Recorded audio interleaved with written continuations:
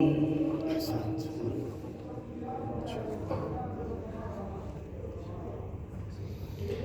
أعوذ بالله من الشيطان الرجيم.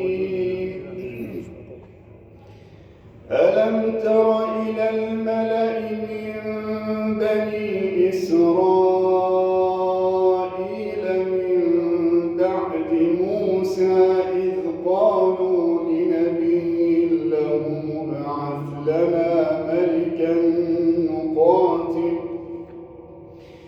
ابعث لنا ملكا نقاتل في سبيل الله.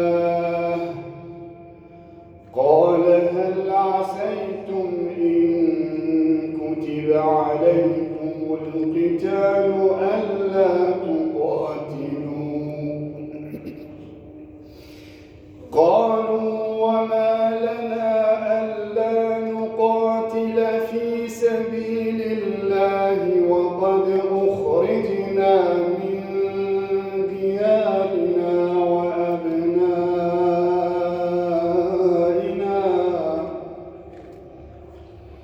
فلما كتب عليهم القتال تولوا إلا قليلا منهم، والله عليم بالظالمين.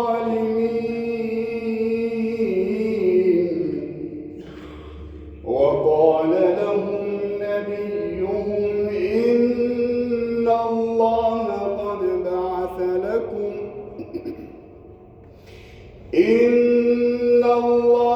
قد بعث لكم طالوت ملكا.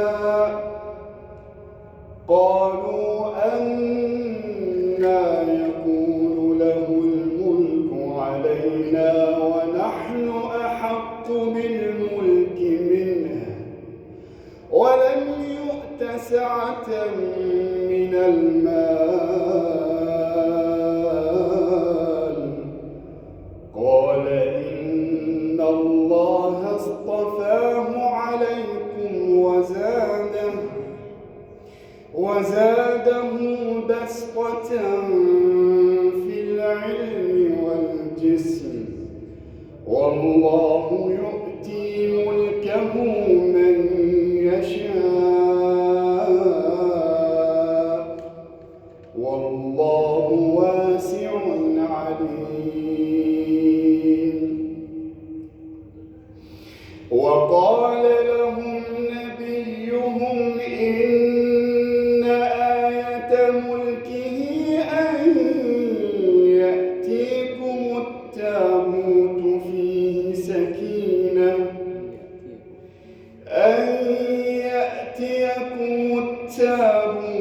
فيه سكينة من ربكم وبقية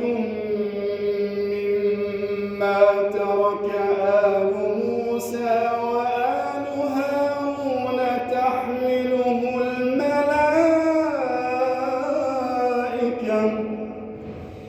إن في ذلك لآية لكم إن كنتم مؤمنين. فلما فصل طالوت بالجنود قال إن الله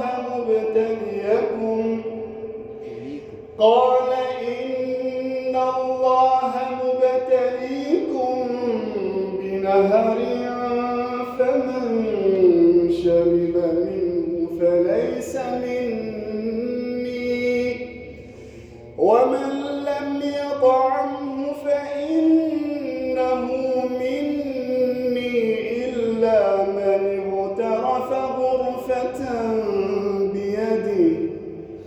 فشربوا منه إلا قليلا منهم. فلما جاوزه هو والذين آمنوا معه قالوا لا طاقة لنا اليوم قال الذين يظنون أنهم ملاقو الله